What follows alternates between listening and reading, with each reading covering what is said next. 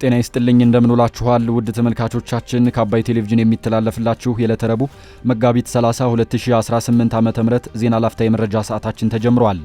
ጠቅላይ ሚኒስትር አብይ አህመድ የትግራይ ክልል ጊዜያዊ አስተዳደር ፕሬዝዳንት ሌተናል ጀነራል ታደሰ ወረደን ሹመት ለአንድ ዓመት ማራዘማቸውን፣ ግብጽ በህዳሴ ግድብ ጉዳይ የምታሰራጨውን የተሳሳተ መረጃ መላው ኢትዮጵያውያን እንዲመክቱ የውሃና ኢነርጂ ሚኒስትር ጥሪ ማቅረቡን፣ ምርጫ ቦርድ የሰባተኛውን ጠቅላላ ምርጫ የሚካሄድባቸው አካባቢዎች የጸጥታ ሁኔታን የሚከታተል ቡድን ስምሪትና ተግባራትን በተመለከተ ውይይት ማካሄዱን ጨምሮ ሌሎች መረጃዎችን ይዘንላችሁ ቀርበናል። ዜናውን እየመራሁ እኔ ቴዎድሮስ አይቸው ከእናንተ ጋር ቆይታ አደርጋለሁ። አብራችሁን ቆዩ። ጠቅላይ ሚኒስትር አብይ አህመድ የትግራይ ክልል ጊዜያዊ አስተዳደር ፕሬዝዳንት ሌተናል ጀነራል ታደሰ ወረደን ሹመት ለአንድ ዓመት አራዘሙ። ጠቅላይ ሚኒስትር አብይ አህመድ ከሚያዝያ 1 ቀን 2018 ዓ.ም ጀምሮ የሌተናል ጀነራል ታደሰ ወረደን ሹመት ለአንድ ዓመት አራዝመዋል።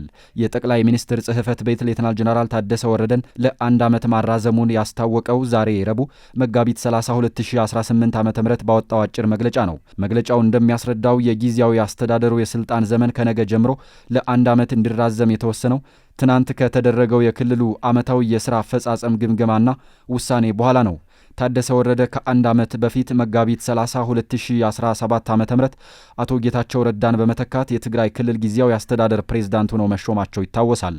በወቅቱ በነበረው የስልጣን ርክክብ ስነ ስርዓት ወቅት ሌተናል ጀነራል ታደሰ ወረደ በእሳቸው አመራር ስር የሚገኘው የትግራይ ጊዜያዊ አስተዳደር እንዳከናውናቸው የሚጠበቁ 8 ቁልፍ ተግባራትን የያዘ የአንድ ገጽ ሰነድ መፈረማቸው አይዘነጋም። ከእነዚህም ተግባራት መካከል ተፈናቃዮች ወደ ቀድሞ ቀያቸው ሙሉ በሙሉ የሚመለሱበትን ሂደት ማሳለጥና በቀሪ አካባቢዎች መሰል ተግባራትን ማፋጠን እንዲሁም በፕሪቶሪያው ስምምነት መሰረት የቀድሞ ተዋጊዎችን ትጥቅ የማስፈታትና መልሶ የማቋቋም ስራን በፍጥነት ማከናወን የሚሉት ይገኙበታል። በተጨማሪም ክልሉን ለሰባተኛው ሀገር አቀፍ ምርጫ ዝግጁ ማድረግና ብሔራዊ የምክክር ኮሚሽን በክልሉ የምክክር ስራዎችን እንዲሰራ ምቹ ሁኔታዎችን መፍጠር የሚሉት ቃል ከተገቡት ተግባራት ውስጥ ናቸው። ብሔራዊ የቴሌቪዥን ጣቢያ የኢትዮጵያ ብሮድካስቲንግ ኮርፖሬሽን በትናንትናው ምሽት ትግራይን አስመልክቶ ባስተላለፈው ዘገባ በክልሉ የሚሰማው የጦርነት ነጋሪት ጉሰማ መሬት ላይ ያለውን የልማት ስራ እንደሸፈነው በመጥቀስ በተለያዩ ዘርፎች ተገኝተዋል ያሏቸውን ስኬቶች ዘርዝረዋል። ግብጽ በህዳሴው ግድብ ጉዳይ የምታሰራጨውን የተሳሳተ መረጃ መላው ኢትዮጵያውያን እንዲመክቱ የውሃና ኢነርጂ ሚኒስትር ጥሪ አቀረበም። ግብጽ አሁንም በህዳሴው ግድብ ጉዳይ ተመራማሪዎችንና ተጽዕኖ ፈጣሪዎችን በመግዛት የተሳሳተ መረጃ የማሰራጨት ተግባሯን ስላልተወች መላው ኢትዮጵያውያንና ትውልደ ኢትዮጵያውያን ይህንን ፕሮፓጋንዳ የመመከት ኃላፊነት እንዳለባቸው የውሃና ኢነርጂ ሚኒስትር አስታውቋል። በኢትዮጵያውያን አቅምና ትብብር የተገነባው ታላቁ የኢትዮጵያ ህዳሴ ግድብ የታችኛው ተፋሰስ ሀገራት ያለምንም ወጪ ከጎርፍ አደጋ መታደጉንና ዓመቱን ሙሉ የተረጋጋ የውሃ ፍሰት እንዲኖር ማስቻሉን የውሃና ኢነርጂ ሚኒስትር ገልጿል። የውሃና ኢነርጂ ሚኒስትር ዶክተር ኢንጂነር ሀብታሙ ኢተፋ ለጋዜጣ ፕላስ እንደገለጹት የታችኛው ተፋሰስ ሀገራት በየጊዜው በበጋ ወቅት የሚያጋጥማቸው የውሃ እጥረት በህዳሴው ግድብ ምክንያት በከፍተኛ ደረጃ ከመሻሻሉም በላይ ሀገራቱን ከከባድ የጎርፍ አደጋ ጠብቋቸዋል ብለዋል። ቀደም ሲል ይስተዋል የነበረውን የውሃ እጥረት በማስቀረት ዓመቱን ሙሉ የማይዋዥቅ የውሃ ፍሰት እንዲኖር ማስቻሉንም ኢንጂነር ሀብታሙ ኢተፋ አብራርተዋል። ሀገራቱ ይህንን የተረጋጋ የውሃ ፍሰት በመጠቀም የመስኖ ልማታቸውን በሰፊው እንዲያስፋፉ ምቹ ሁኔታ መፍጠሩን የውሃና ኢነርጂ ሚኒስተሩ ጠቁመዋል። ኢንጂነር ሀብታሙ ኢተፋ አክለውም ኢትዮጵያ በህዳሴው ግድብ የውሃ እጥረት በመፍጠር ግብጽን ልትጎዳ ነው የሚለው የዘመናት ፕሮፓጋንዳ በተግባር ሐሰት መሆኑ መረጋገጡን ገልጸዋል። የውሃ ባለሙያዎች፣ የዩኒቨርሲቲ ምሁራንና የሚዲያ አካላት ከውሃ አጠቃቀም ጋር በተያያዘ ትክክለኛውን መረጃ ለዓለም አቀፉ ማህበረሰብ የማድረስ ስራቸውን አጠናክረው እንዲቀጥሉ የውሃና ኢነርጂ ሚኒስትር ዶክተር ኢንጂነር ሀብታሙ ኢተፋ ጥሪ አቅርበዋል። ምርጫ ቦርድ የሰባተኛውን ጠቅላላ ምርጫ የሚካሄድባቸው አካባቢዎች የጸጥታ ሁኔታን የሚከታተል ቡድንን ስምሪትና ተግባራትን በተመለከተ ውይይት አካሄደም። የኢትዮጵያ ብሔራዊ ምርጫ ቦርድ ከትናንት ወዳ መጋቢት 28 ቀን 2018 ዓ.ም የሰባተኛውን ጠቅላላ ምርጫ የሚካሄድባቸው አካባቢዎች የጸጥታ ሁኔታን የሚከታተል ቡድንን ስምሪትና ተግባራትን በተመለከተ ከባለድርሻ አካላት ጋር መወያየቱ ተገልጿል። በውይይቱ ወቅት የመክፈቻ ንግግር ያደረጉት የቦርዱ ሰብሳቢ ሜላትወርቅ ኃይሉ ቦርዱ ቀደም ሲል ከመንግስት የጸጥታ ተቋማት በመቀጠልም ከፖለቲካ ፓርቲዎች የተሰበሰበውን የጸጥታ ሁኔታ መረጃ መሰረት አድርጎ የተለያዩ ውይይቶችን ማካሄዱን አስታውሰዋል። የዚህም ውይይት ዓላማ ቀደም ሲል የቀረቡ መረጃዎች መሬት ላይ ወርዶ በትክክል ያለውን ተጨባጭ ሁኔታ በመመልከት ሁኔታውን የሚመለከት የክትትል ቡድንን ስምሪትና ተግባራት ላይ መወያየት በማስፈለጉ እንደሆነ ተናግረዋል። የቦርዱ ቅርንጫፍ ጽሕፈት ቤት ማስተባበሪያ ኃላፊ ቀነኒ ንርሰሙ በበኩላቸው የአካባቢዎቹ የጸጥታ ሁኔታን አስመልክቶ የተለያዩ አካባቢዎች ላይ የሚሰሩ ከፖለቲካ ፓርቲዎች ከሲቪል ማህበረሰብ ድርጅቶች እንዲሁም የቦርዱ ባለሙያዎችን ያካተተ የክትትል ቡድን ስለሚሰማራበት አግባብና ዝርዝር ኃላፊነቶች አስመልክቶ ገለጻ መስጠታቸው ተገልጿል። በውይይቱ ዕለት ከፖለቲካ ፓርቲዎች፣ ከሲቪል ማህበረሰብ ድርጅቶች እንዲሁም ከቦርዱ የተውጣጡ የክትትል ቡድን መዋቀሩ ተመላክቷል። የክትትል ቡድኑ ኃላፊነትም የጸጥታ ጉዳይን በተመለከቱ ጉዳዮች ሳይወሰን ፖለቲካ ፓርቲዎች በምርጫ ቅስቀሳ ወቅት የሚያጋጥሟቸውን ችግሮችና አጠቃላይ የምርጫውን አፈጻጸም ነፃ፣ ገለልተኛና ተአማኒነቱን በተመለከተም ምልከታ እንደሚያደርጉ ይጠበቃል መባሉን ከምርጫ ቦርድ ያገኘነው መረጃም ያመላክታል። ሶማሊያ በታሪኳ ለመጀመሪያ ጊዜ በአፍሪካ ህብረት የሰላምና ጸጥታ ምክር ቤት ውስጥ መቀመጫ ማግኘቷ ተገለጸም። የአፍሪካ ህብረት የሰላምና ጸጥታ ምክር ቤት እንደ ኢሮፓያን አቆጣጠር በ2003 ከተመሰረተ ወዲህ ለመጀመሪያ ጊዜ ሶማሊያ በምክር ቤት ውስጥ መቀመጫ ማግኘቷ ተገልጿል። የሶማሊያ ፌዴራል መንግስት ተሰሚነት ባለው በዚህ ምክር ቤት ውስጥ ለ2 ዓመታት እንዲያገለግል የተመረጠው በየካቲት 2018 ዓ.ም ሲሆን ይህም የአፍሪካ ሀገራት ሶማሊያ በቀጠናው ሰላምና ጸጥታ ግንባታ ላይ ለምትጫወተው ሚና ያላቸው እምነት እያደገ መምጣቱን የሚያሳይ መሆኑ ተመላክቷል። በኢትዮጵያና በአፍሪካ ህብረት የሶማሊያ አምባሳደር አብዱላሂ ዋርፋ በምክር ቤቱ ዋና መስሪያ ቤት የሶማሊያን ሰንደቅ ዓላማ በይፋ ያሰቀሉ ሲሆን ይህም ሀገሪቱ አዲሱን ኃላፊነቷን በይፋ መረከቧን ያበሰረ ክስተት ሆኗል።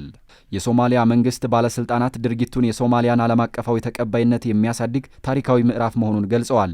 በተለይም በአፍሪካ አህጉር ሰላምን በማስፈን መረጋጋትን በመፍጠርና በትብብር ረገድ ያላትን ተሳትፎ የሚያጠናክር መሆኑን አንስተዋል።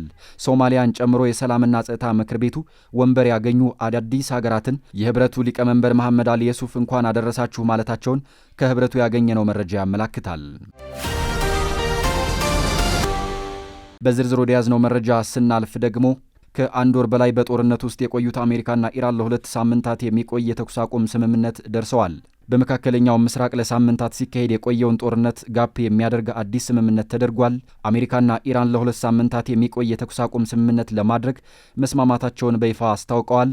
ስምምነቱም ከዛሬ ጀምሮ ተግባራዊ የሚሆን ሲሆን ቀጣይ የሰላም ንግግሮች የሚካሄዱበትን መንገድ ያመቻቻል ተብሎ ይጠበቃል። ዝርዝሩን ዘሩፋይል ሀብታሙ ያቀርበዋል። ከአንድ ወር በላይ በጦርነት ውስጥ የቆዩት አሜሪካና ኢራን ለ2 ሳምንት የሚቆይ የተኩስ አቁም ስምምነት ላይ ደረሱ። ከፍተኛ ስጋት ላይ ወድቆ የነበረው የመካከለኛው ምስራቅ ቀጠና በአሜሪካና በኢራን መካከል በተደረሰ አዲስ ስምምነት ለጊዜው እፎይታን አግኝቷል። ሁለቱ ሀገራት ለ2 ሳምንት የሚቆይ የተኩስ አቁም ለማድረግ የተስማሙ ሲሆን ይህም ለሳምንታት ሲካሄድ የነበረውን የኃይል እርምጃን ያቆማል ተብሎም ይጠበቃል።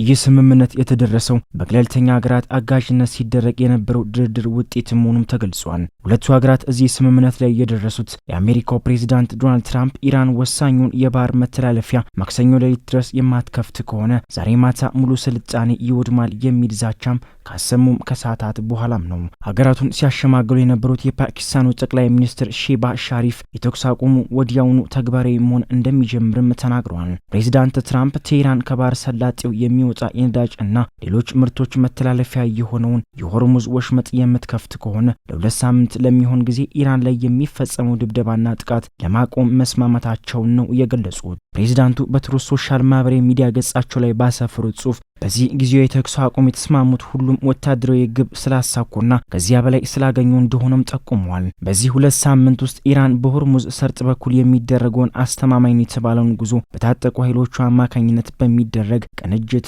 እንደሚከናወንም ገልጻለች። የትራምፕንም መልእክት ተከትሎም የኢራን ውጭ ጉዳይ ሚኒስትር አባስ አራጋቺ ጊዜያዊ ስምምነት ላይ መደረሱንም አረጋግጠዋል። በኢራን ላይ የሚሰነዘሩ ጥቃቶች የሚቆሙ ከሆነ የታጠቁ ኃይሎች የመከላከል እርምጃን ያቆማሉ ሲሉ ነው አራጋቺ የተናገሩት። በሆርሙዝ ወሽመጥ በኩል የሚደረገው ጉዞ ከኢራን የታጠቁ ኃይሎች ጋር በሚደረግ ቅንጅታዊ አሰራር የሚከናወን ይሆናል ሲልም አክለዋል። ሚኒስትሩ ፓኪስታን የአሜሪካውን ጥቃት ለማስቆም ላደረገችው ጥረት ምስጋናቸውንም አቅርበዋል። ኢራንም በበኩሏ 10 ነጥቦች ያሉት እቅድ ይፋ ያደረገች ሲሆን በእቅዱ ውስጥም የተካተቱ ጉዳዮች መካከል አንዱ ኢራን፣ ኢራቅ፣ ሊባኖስና የመን ውስጥም ጥቃቶች መቆም አለባቸው የሚልም ነው። ኢራን ላይ የተጣሉ ማዕቀቦችን ለማንሳት ሙሉ ቁርጠኝነት እንዲኖር ማድረግ፣ በአሜሪካ የተያዙ የኢራን ገንዘቦችና ሀብቶችን መልቀቅ እንዲሁም በሀገሪቱ ላይ የደረሰው ውድመት መልሶ የሚገነባበት ወጪ የሚሸፍን ሙሉ የካሳ ክፍያ መፈጸም በእቅድ ውስጥም ተጠቅሰዋል። የሀገሪቱ መንግስት ኢራን ማንኛውም የኒውክሌር መሳሪያ እንዲኖራት ላለመፈለግ ሙሉ ቁርጠኛ ይሆናል ሲልም ቃሉን ሰጥቷል። የኢራን የብሔራዊ ደህንነት ጠቅላይ ምክር ቤት በወጣው መግለጫ ይህ የኢራን ድል በፖለቲካዊ ድርድር ላይም ይጸናልም ብሏል። የፓኪስታኑ ጠቅላይ ሚኒስትር ሻሪፍ የተኩስ አቁሙ እስራኤል በኢራን የሚደግፈውን ሂዝቦላ ላይ ዘመቻ ከፍቻሉ ባለችበት ሊባኖስ ውስጥም ተግባራዊ እንደሚሆንም ተናግረዋል። የእስራኤል ባለስልጣናት ግን በሂዝቦላ የተጋረጠው ስጋት እስከሚወገድ ድረስ ከሊባኖስ እንደማይወጡም ገልጸዋል። የእስራኤሉ ጠቅላይ ሚኒስትር ቤንያሚን ኔታንያሁ የተኩስ አቁሙ ይፋ ከተደረገ ከጥቂት ሰዓታት በኋላ በወጡት መግለጫ ኢራን በአፋጣኝ ሆርሙዝ ወሽመጥን የምትከፍት እንዲሁም አሜሪካ እስራኤልና ሌሎች የቀጠናው ሀገራት ላይ የምትፈጽመውን ጥቃት የምታቆም መሆኗን ተከትሎ የሚሰነዘርባት ጥቃት ለ2 ሳምንት እንዲቆም ፕሬዚዳንት ትራምፕ ያስተላለፉትን ውሳኔ እስራኤል ትደግፋለችም ብለዋል። መግለጫውም አክሎ የተኩስ አቁሙ ሊባኖስን አያካትትም ሲሉ እስራኤል እግረኛ ወታደሮቿን ባሰማራችበት ጎረቤት ሀገር ተፈጻሚ እንደማይሆንም ገልጿል። ፕሬዚዳንት ትራምፕ በኢራን የተኩስ አቁም ለማድረግ ውሳኔ ባሳለፉት ሂደት ውስጥ እስራኤል ምን ያህል ተሳትፎ እንደነበራትም ግልጽ አልተደረገም።